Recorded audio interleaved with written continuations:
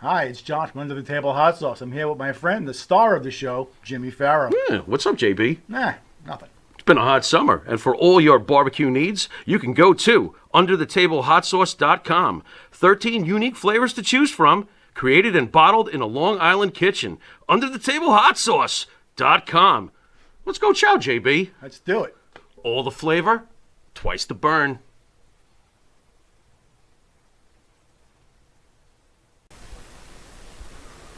M&J Video Games and Collectibles. Sport and non-sport cards, wrestling items, autographed items. We buy, sell, and trade. M&J Video Games and Collectibles, located at 1049 Queen Street, Southington, Connecticut. Call us at 1-860-479-9223 or 860-93-GAMES. M&J Video Games and Collectibles. Yes, it sure was. There you go. It sure was. Yeah. Hey, Jim.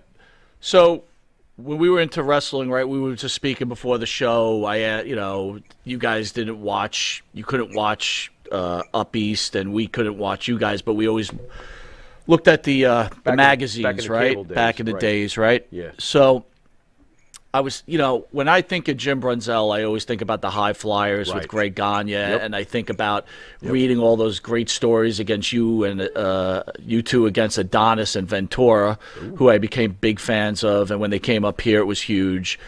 But I didn't realize how much time you had spent in the WWE, and if you remember, Kurt Hennig started up here. And he was like enhancement talent for a while. Mm-hmm. He goes to the AWA and he starts building a name, and then he comes here. And then, of course, Terry Taylor's here. And I guess my question to you, you were around during that time too. There's a story out there that they discussed that the two gimmicks of Mr. Perfect and the Red Rooster were up for grabs, and they flipped the coin to see who was going to be who. Is that true? I never heard that. Never heard that. Okay. It might have been, Kurt was a hell of a worker, and so was Terry.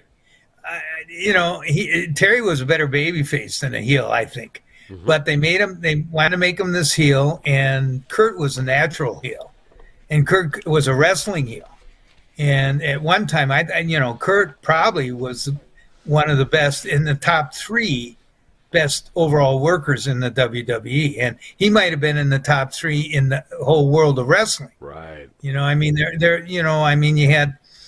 to me, I look at these guys that I was fortunate enough to see and work with, and I see some guys, like Jake the Snake Roberts was incredible. His timing in the ring, everything he did looked good. Same with Bob Orton Jr., one of the best.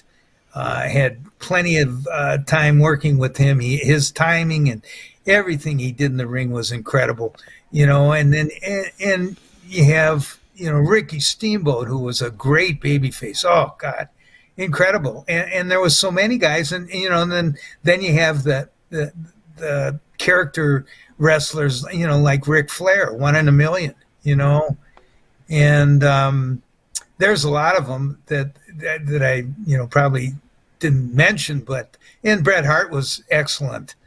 But I mean, when you think of what made New York, and the WWE, it was Hulk Hogan all the way. Sure. So back to Taylor, though, do you think that that gimmick was just so bad it just didn't get over, or do you think that he just couldn't get into it? That gimmick. Because I got to be personal. I really did like the Red Rooster. I really awful. enjoyed the Red Rooster. Please tell him that gimmick was terrible, and if Mr. Perfect had been the Rooster, I would have squawked. Help me out, Jim. Well, please. Let me tell you something. Brother. This is, brother. Vince McMahon had a way of giving guys a gimmick that he was making fun of other people in the wrestling business. Okay. And a great deal of this was when, I want to say it was Harley Race, they called the King, and then David. You had Oh, Virgil. shoot. You had Virgil. Yeah, for Virgil. Dusty, Yeah, right? Virgil Yeah. got named for Dusty. Yeah. Aye. So who was and the Red and Rooster? that was it.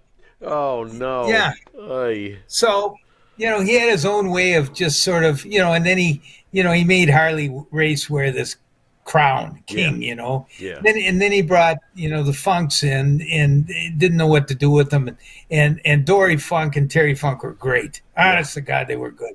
Yeah. And then, they didn't know what to do with them and they just sat and bounced around and, Where do you put Bob Backlund? I gotta ask, because in the magazine days, this was always pissing us off. They would rank Pro Wrestling Illustrated or The Wrestler or Inside Wrestling, the mags.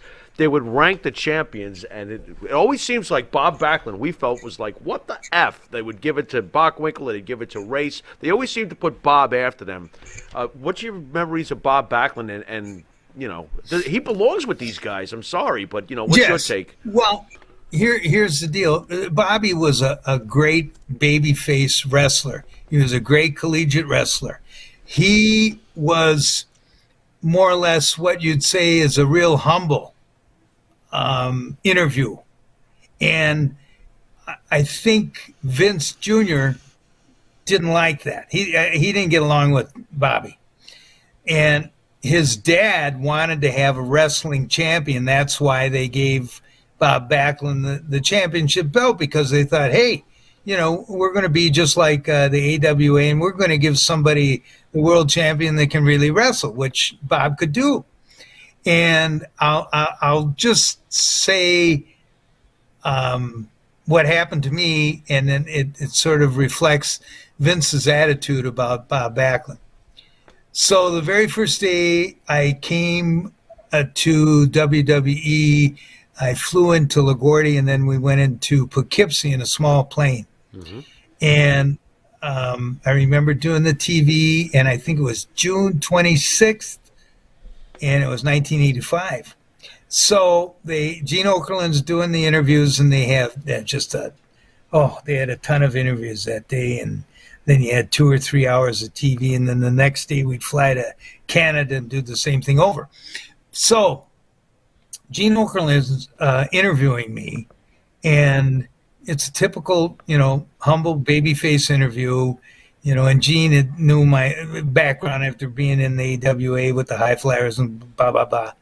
So I did just a normal all-American babyface interview, and as I walked away from the interview, I heard Vince McMahon say, "Oh, another Backlund."